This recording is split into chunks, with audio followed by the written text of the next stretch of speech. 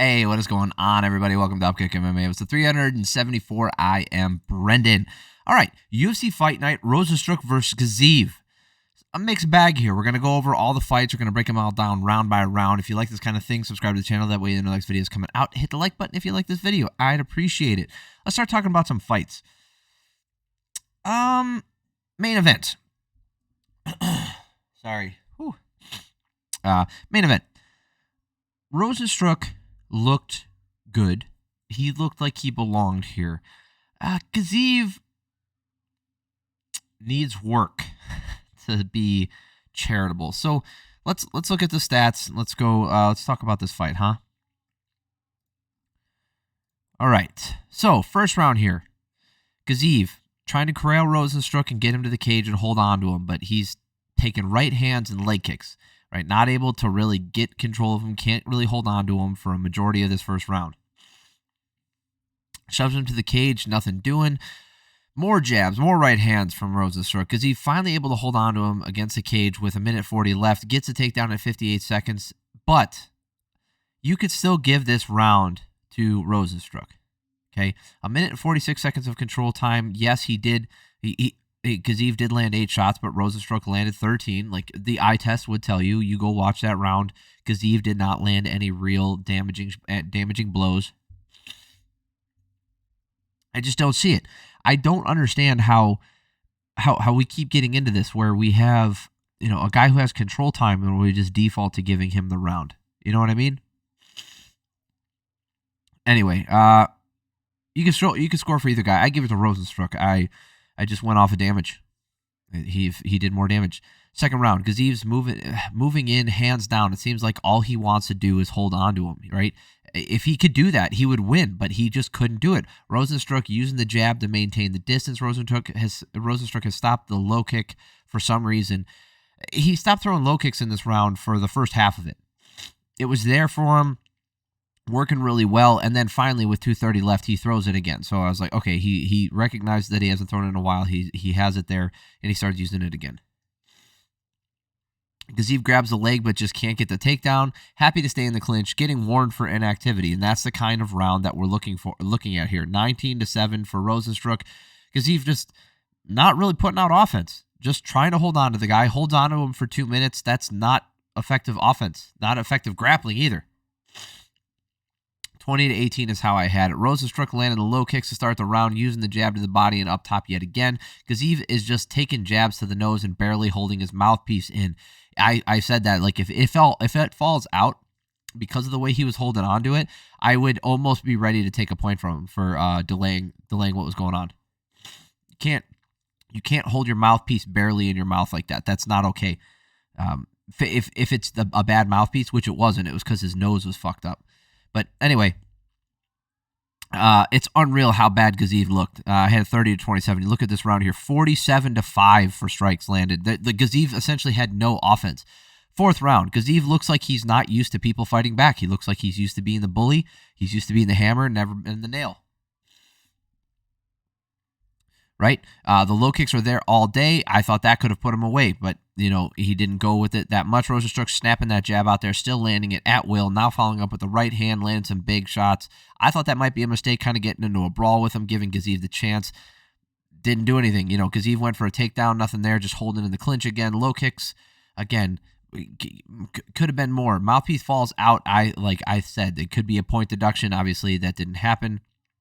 You could even give this round a 10-8. Why do I say that? 48-2 for significant strikes in favor of Rozenstruik. I mean, I could give that a 10-8. So I had it 40-35. Gaziev's corner is telling him he won 2 rounds.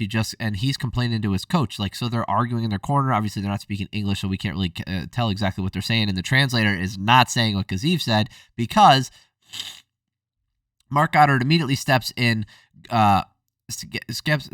Calls time for a second, goes over to them and says, I want to know exactly what Gaziev said in that corner. Tell me exactly what it says. He says, do the right thing. Tell me what he said. Gaziev was saying that he couldn't see out of one eye, and I'm really glad Mark was out there because he just immediately called it. He's like, hey, no, we're not messing around here. I'm not bringing a doctor. And you said you can't see, you can't fight. You can't say that. You want to keep fighting, you say you can see. They wouldn't have stopped the fight if he didn't say anything. So he wanted to get out of there. They say to like an eye injury, like he was just getting smoked. This fight was not close. He was getting absolutely demolished.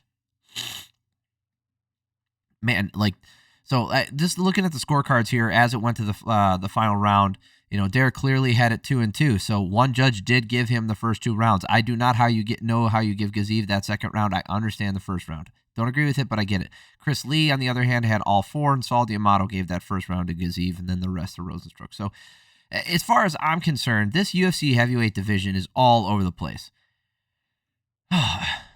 So you just had Jairzinho Rozenstruik stopping a guy who isn't ranked, right? So is that going to do anything to his ranking? Probably not. Maybe. I don't know. Is it going to put him back in the top 10? Probably not. So it's not going to move him. But he said he wants to fight for a title, and he looked really good in the wrestling as far as like holding, staying up. But you get him in there against a guy like Curtis Blades, again, like he's going to get taken down. You get him in there with a guy like Stipe, Stipe ain't fighting anybody but John Jones. Definitely John Jones is going to take him down and put him on his ass. So Tom Aspinall is going to put all these guys in the top part of this division are going to, Volkov might be a fun fight again, but again, we've seen that one already. No need for that. I think it's just a mess. I don't know what to do in the heavyweight division. I think that there's a good chance. I don't know. John Jones. The fact that John Jones still has the belt it's driving me crazy. I don't understand how they're letting him keep the belt. Right? The last 2 people at light heavyweight dropped the belts because they got injured. Meanwhile, John Jones is going to fight once a year and keep his belt again. It's the same thing he did at light heavyweight. The inactivity is ridiculous. The only reason he's gotten away with it is, yes, he's popular, but it's because he's young. He started his career relatively young, became the youngest champion, and that's the problem. Is because he was so young, he's been able to take a year off from fighting, 2 years off from fighting, and he's so good and he's still training. And they still want him to come back, so he gets away with it. If he would have started fighting in his late 20s or 30s, like he'd be out of the UFC already. All right, let's move on. Vitor Petrino versus Tyson Pedro. The night ended, like there were 2 fights in a row that were stinkers. We'll talk about that one next. Pedro's landed a couple low kicks, but neither guy really coming out with the hands and committing to him early on in this fight. Petrino's throwing hard hooks so far. Pedro avoided him, but he hasn't countered back. He's not making him pay for it. Petrino finally able to find the mark with something other than the jab, but Pedro doesn't react to it. A hard round to score because not a lot was out there. I think the leg kicks added up for Pedro, but I gave the round to Petrino because I felt like he did more damage. You look at the striking numbers here; they were in favor of Pedro. All right, but a lot of those were to the legs. 7 kicks to the legs for Tyson Pedro, no strikes up top for Pedro, and that's the difference maker right there. I felt like those 5, at least 2 of the shots from Petrino did a decent amount of damage. Not nobody was throwing a lot out there, so it could have gone either way, but I went towards Petrino. Petrino's countering the low kicks with that lead hook, and he's throwing more out there now. Pedro's throwing more out there, using the kicks up the middle, using the jab. Petrino's throwing the snappy jab. Again, neither guy in this round landing much, but Pedro landed more. And sure enough, look at the numbers here, 14-10. He outlanded him. Yes, he wasn't outlanding him to the head, only 6-1 in favor of Petrino, but he far outlanded him to the body and to the legs. I felt like he did more damage with those things. I don't feel like anything from Petrino really landed with a ton of damage, so it was close enough. I had it 19-19. Last round, Petrino coming out of the gate hard with the right hand and the body kick, but then, if he had this output earlier, he could have won the fight in the first round, could have won the fight in the second round, but then he would have gassed himself out potentially, so maybe that's why he didn't do it. Petrino gets a double leg, and they spend the entire round on the ground. Pedro can't get up. So I had it 29-28. This was a stinker. Real stinker of a fight. Looking at the judges' scorecards here, Genitro Camijo is the only one who gave that second round to Pedro. Adelaide Bird, who took time off of her busy schedule to come grace us with her presence and give us a beautiful scorecard here. All 3 rounds of Petrino. I'm of course kidding. She's a ding-a-ling. Freaking Asian Beatles. Mike Bell all 3 rounds to Petrino. Again, I totally understand that there wasn't a lot of offense out there, so I'm not mad about that first round or that second round going to Petrino. All right, let's talk about one that I can have like title implications. All right, this can have title implications. They could be fighting for a title. Alex Perez versus Muhammad Mokaev. And the thing is, like, if this is the performance you're going to hang your hat on, I think maybe if the division's hard up for new challengers. Other than that, like this is not what I would. I don't know. I think sitting down to your butt in a defensive wrestling position is as bad, if not worse, than the butt scoot. I think that's bad. I really do. Mokaev keeping the center and throwing varied attacks out there, using the uppercut and the low kick and the right hand. He was doing a good job throwing a lot of offense out there. Perez finding success in the blitz and the hard low kick. So Mokaev, immediately starts to go for the wrestling. He realizes like, hey, I'm not as good at striking, so I'm going to go for the wrestling. Fair enough. His chain wrestling is not working against a guy who wrestled in college, so Mokaev able to get the back and land some good shots to end this round. Absolutely. 29-12, clearly his round. 10-9. Easy peasy. 29-12 for striking numbers, but there's no argument here. This clearly won this first round. Second round is where things get not interesting, because it was not interesting. Weird. Mokaev ducks under and gets the standing back, but nothing doing. He just didn't do anything with it, and Perez walks him down, kicking him to the ground, pushing him over. Mokaev is just looking for takedowns now. Mokaev looking tired, not able to put offense out there on the feet, going for the takedown yet again.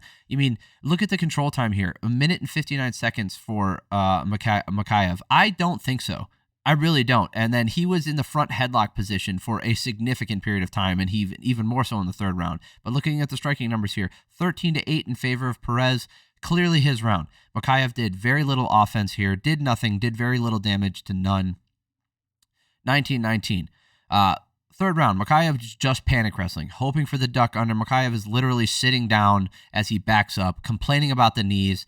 I couldn't give him this round. He was stuck in the front headlock for like 3 minutes. Okay, 2 minutes and 20 seconds he was stuck in the front headlock. He would dive in on a takedown and then just sit there and do nothing. And yeah, Perez wasn't taking the back or doing anything either, but that's an offensive position, and it's controlled for Perez. Like they say, like defense is its own reward, and you don't score defense. I agree, but if someone fails on a takedown and you put them in the front headlock, you are now in an offensive position. Right? That's control. That's control time. And Perez outstruck him in this round. Yes, it wasn't significant strikes. It was 17-15 for total strikes. But, what significant strikes was Mokaev throwing out here? Maybe the jab, but nothing was so damaging that I thought it was that he clearly won this round. I really didn't think so. Looking at the judges' scorecards here, all 3 judges saw it the same way. Saul D'Amato, Chris Lee, and Rick Winter, all 3 judges gave the first and last round to Mokaev. I understand why they did it. I don't like it.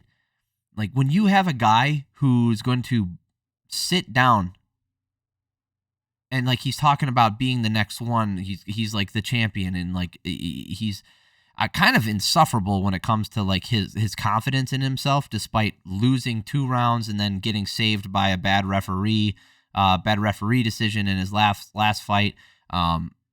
This fight, like, sitting down to his butt and just coasting. Over a 5-round fight, I don't know how this works. I don't know how it works. I don't know how that strategy works over 5 rounds. If someone stuffs the takedowns for 3 rounds and you're tired, what are the next 2 rounds going to look like? The kid's got insane skills. Like his wrestling sometimes looks absolutely beautiful, and then sometimes it looks like he's just lost and like he's like, okay, well, I don't know what to do. It's like when a jiu-jitsu artist, like I said, butt scoots. It looks like, his brain short circuits and he just sits there. He's like, well, normally this works on everybody, but it doesn't work on him. So I'll just sit here and wait. That's not an effective strategy to win a fight. And he's essentially being saved by the fact that his butt is touching the ground, because it didn't touch the ground against Tim last fight. Yeah, Tim Elliott. It didn't it didn't touch, his butt didn't touch the ground, and the referee stopped it and said it was an illegal strike to the head of a grounded opponent. It wasn't. Go back and watch. And he could have thrown more of those, and he was going to, but the referee stepped in. That could have been the end of the fight. It's a shitty position. It's not offensive. I don't know. I want him to develop. I want him to be able to put together his skill sets to round out what he has, because he's super young. So I'd rather see him round everything out before he fights for a title. Because if he fights for a title, let's say he does win the title, how long is he going to hold it? Right? And then he's going to have to fight his way back up. He's right now, I'd rather see, it's the flyweight division. What's going on in the flyweight division?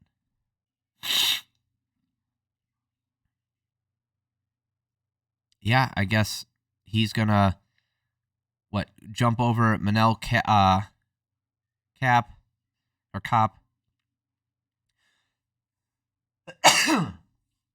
Mateus Nicolaus coming off the loss. Kai Kara France.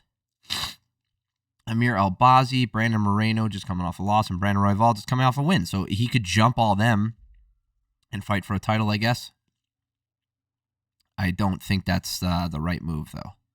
With that performance, I wouldn't be clamoring to put him in there. What highlight were you going to see from that fight? None. Umar Nurmagomedov versus Bekzat Almakhan.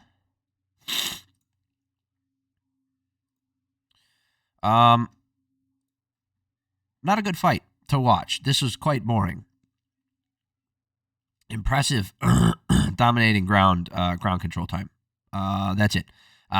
Almakhan set in there to be a sacrificial lamb. This was obviously his first UFC fight. He was put in there because I'm sure people are going to say people are ducking Umar. They are not. I'm sure some people have, but he has also pulled out of many fights due to injuries, and I'm sure he ate tiramisu as well. So we've heard this story before. This is not new out of the Nurmagomedov camp. This is the playbook that they play by.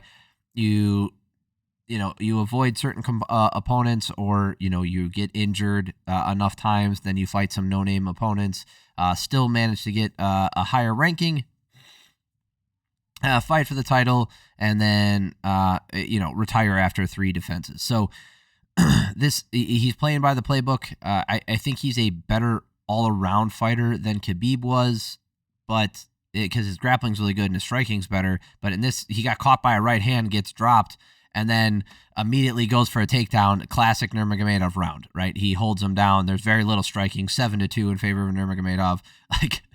4 minutes and 20 seconds of control time, and he only landed 7 strikes. Almakhan's loading up, trying to swing big in the second round. Obviously a 10-9 that first round. Second round, he gets a takedown, 3 minutes of control time, up and down, some striking. You could give this round a 10-8, but I didn't. There's nothing so damaging here. He didn't land a lot of damage, just little shots here and there. 39-0. Again, impressive round, but it's just, this is not interesting to watch. It's technically not Umar's fault for this matchup. But whatever, boring. 20-18, last round, takedown on top for the whole round, 3 minutes and 59 seconds. And then Umar saying that he didn't want to hurt him too much and get him out of get out of here with that shit. I don't want to hear it. That's not what happened. You got hit with a right hand, and then you realize oh crap, I can't strike with him. No more highlights. Matt Schnell versus Steve Erceg, probably the best fight on the main card. Not probably. This was definitely the best fight on the main card, and it got my expectations pretty high after the prelims, which were relatively entertaining. Both guys looking for the jab, but Erceg's cleaner and able to slip and return and lands his own 1-2. So Schnell's got some decent boxing, but Steve Erceg just had better boxing. So when they were in that boxing range, Erceg was cleaner with it, and he was able to land when Schnell wasn't necessarily able to. It didn't mean that he didn't land, though he did. Erceg staying tight when they get into range and avoiding the hooks coming back at him early on. Schnell finding the mark when he's throwing the 4 and 6 shots in combination. Erceg landing that right hand and the jab, busting the left eye up of Schnell. Both guys land hard, and then Erceg finds the mark, staggering Schnell. Schnell fires back, staggers him back, and then he shook Erceg for a second. This was a banger in the first round. Very technical, lots of damage. Both guys having their moments. Erceg just had more of them. Right, landed more 32-20 for striking numbers in favor of Erceg, cleaner shots, and more damage as well, right? Yes, they both rocked each other, but Erceg landed more cleaner shots throughout the round. Second round, Erceg landing the hard counter left hook, and Schnell drops and smacks his head off the mat. Horrible knockout. It just looked bad. Erceg hit really freaking hard. Impressive win by Erceg. I think he's likely to be in the top 10 next week. Beautiful fight by him. Beautiful fight from both guys. Honestly, it was fun to watch. Very clean striking. So, it was like I said, it was one of those things that set my expectations pretty high because it was fun to watch. That is it for the main card. Thank you guys for stopping by. I appreciate y'all. Subscribe to the channel if you haven't yet. That way you know the next video is coming out. It helps me out. If you like this video, hit the like button. I appreciate that.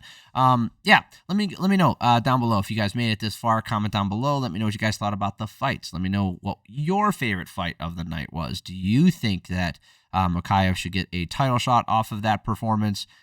Let me know. What do you guys think about the heavyweight division and Jon Jones basically holding it up? So, peace. Hope you guys have an amazing week.